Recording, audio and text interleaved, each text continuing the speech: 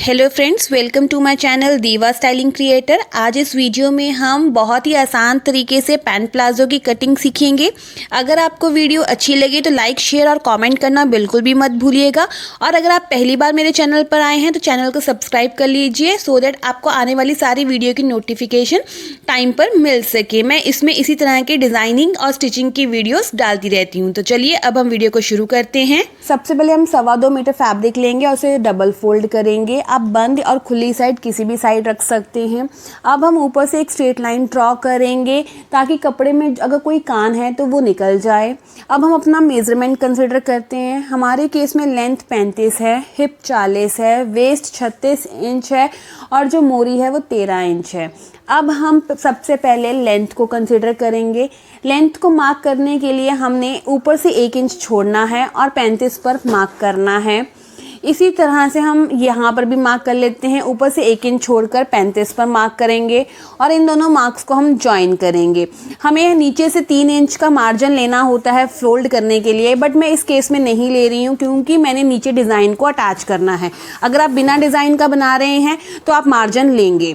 अब हम ऊपर से कंसिडर करते हैं। जब भी हमने ऊपर से निशान लगाना है तो हम हिप को देखते हैं। हिप को डिवाइड करेंगे 4 से और जो भी आंसर आएगा उसमें 1.5 इंच प्लस करना है। हमारे केस में ये 10 इंच आता है और 1.5 इंच एक्स्ट्रा 11.5 इंच हुआ। अब हमने आसन मार्क करना है। आसन में हम वेस्ट को कंसिडर करते हैं। जितनी भी वेस्ट आती है उसमें हमने 4 से डिवाइड करना है प्लस 1.5 इंच। तो हमारे केस में ये 9 प्लस 1.5 इंच यानी कि 10.5 हो गया। अब हमने यहाँ से भी 11.5 मार्क करके एक बॉक्स बना लेना है। स्क्वायर एक लाइंस ड्रॉ कर लेनी है। ये हमारी लाइंस ड्रॉ हो गई। अब हमने क्रॉच एरिया ड्रॉ करना है। क्रॉच एरिया के लिए हम हिप को कंसीडर करते हैं। मेरे केस में ये 40 है तो मैं यहाँ पे 2.25 पर मार्क कर रही हूँ। ऐसे ही मार्क मैंने इस साइड से भी कर लेना है। अब इन दोनों निशान को हमने शेप देनी है। अगर आपका हिप साइज़ बड़ा है तो आप यहाँ पर 3.5 तक भी मार्क कर सकते हैं। अब हमने इंची टेप को ऐसे रखना है और उसे हाफ में फोल्ड करना है और जितना भी आता है यहाँ पर हम मार्क करेंगे। उसके बाद ऐसे ही इंची टेप को उठाना है और लेंथ पर भी हमने ऐसे ही मार्क करना है। सेम निशान हम मिडल में भी लगाएंगे और ऐसे ही हम एक ऊपर भी निशान लगाएंगे। ऐसा करने से हमारे पास प्लाजो का सेंटर पॉइंट आ जाता है और ये निकालना बहुत ज़रूरी है क्योंकि इसकी वजह से जो हमारा प्लाजो है वो घूमता नहीं है और खिंचता नहीं है। ये हमने लाइन ड्रॉ कर ली है। अब हम अपनी मोरी को कंसिडर करेंगे।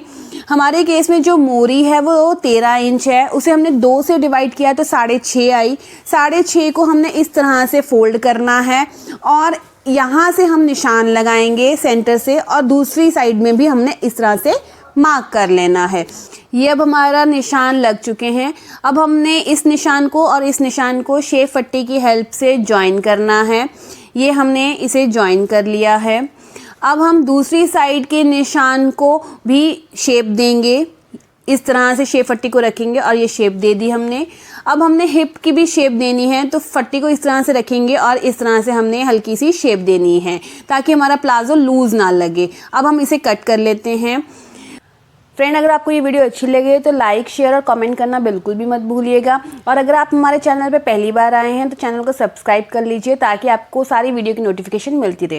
ये हमारा फ्रंट पैनल कट चुका है। इसमें हम डार्ट देना भूल चुके थे तो अब हम डार्ट लगाएंगे। डार्ट के लिए हमने 5 या 5.5 इंच ही इसकी लेंथ रखनी है और ऊपर से आधा इंच दोनों साइड में लेना है और इन निशान को ज्वाइन कर देना है। ये जो डार्ट्स हैं हमारे फ्रंट पैनल पे ही लगेंगे, बैक पैनल पे नहीं लगेंगे। अब हम बैक पार्ट की कटिंग करते हैं। बैक पार्ट कटिंग करने के लिए सबसे पहले हमने कपड़े को फोल्ड करना है और 2.5 इंच पर हमने एक निशान लगा लेना है और एक स्ट्रेट लाइन ड्रॉ करनी है।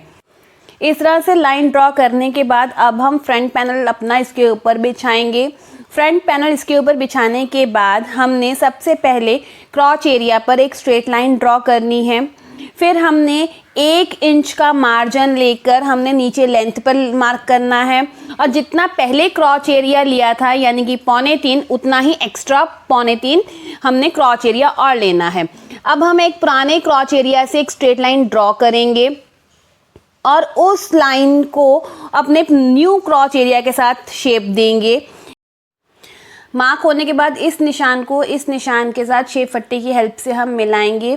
ये जो हमने एक्स्ट्रा निशान लगाए हैं वो एक ही साइड में लेने हैं, आसन वाली साइड में। दूसरी साइड में जितना पहला प्लाजो है उतने के हिसाब से ही हमने मार्किंग करनी है। अब हम जो 2.5 इंच एक्स्ट्रा लिया था उसे फ्रंट पैनल के साथ तिरछा ज्वाइन करेंगे। याद रखिएगा ये जो हमने 2.5 इंच एक्स्ट्रा लिया है ये आसन वाली साइड में लेना है, फ्रंट साइड में नहीं लेना है। अब हम इसे कट कर लेते हैं। ये जो हमने 2.5 इंच एक्स्ट्रा लिया था ये लेने का कारण ये है कि जब हम बैठें तो हमारा प्लाजो नीचे की तरफ खिसके नहीं। अब हमारे प्लाजो के बैक पार्ट की भी कटिंग हो चुकी है, ये हमारे दोनों पार्ट्स कट हो चुके हैं। अब हम बेल्ट की कटिंग करते हैं। बेल्ट कट करने के लिए इसकी चौड़ाई हम 4 इंच लेंगे डबल फोल्ड करके, और जो लेंथ है वो वेस्ट हमारी जितनी है उसमें 2.5 से 3 इंच एक्स्ट्रा ऐड करके हम लेंगे, और यहाँ से भी 4 इंच पर मार्क करेंगे और दोनों मार्क्स को हम ज्वाइन करेंगे। ये मैंने डबल इसलिए लिए है ताकि हमारे फ्रंट और बैक दोनों पैनल्स एक साथ हमारे कट हो जाएं। अब हम बेल्ट को कट कर लेते हैं। बेल्ट कट होने के बाद हम इसमें बुकरम को पेस्ट कर लेंगे। अब हम पॉकेट की कटिंग करते हैं। पॉकेट को कट करने के लिए सबसे पहले हम यहाँ पे 7 इंच पे मार्क करेंगे और लंबाई में हम 11 इंच पर मार्क करेंगे। यहाँ से भी हम 7 इंच पर मार्क कर लेते हैं। अब हम इन मार्क्स को ज्वाइन कर देते हैं। ज्वाइन करके हमने एक बॉक्स बना लेना है। अब हम इस बॉक्स को कटिंग कर लेते हैं। कटिंग करने के बाद हमारे पास एक बॉक्स बन के रेडी हो गया है। अब हमने यहाँ से हल्की सी शेप देनी है। इस शेप को भी हमने कट कर देना है, बट अभी हम जब इसे स्टिच करेंगे तो कट कर लेंगे। ये हमारा प्लाजो कट के रेडी है। अब हम इसे स्टिच करेंगे। अगर आपको वीडियो अच्छी लगी हो तो लाइक शेयर और सब्सक्राइब करना मत भूलिएगा। अब हम मिलते हैं अपने नेक्स्ट वीडियो में। Till then bye bye, take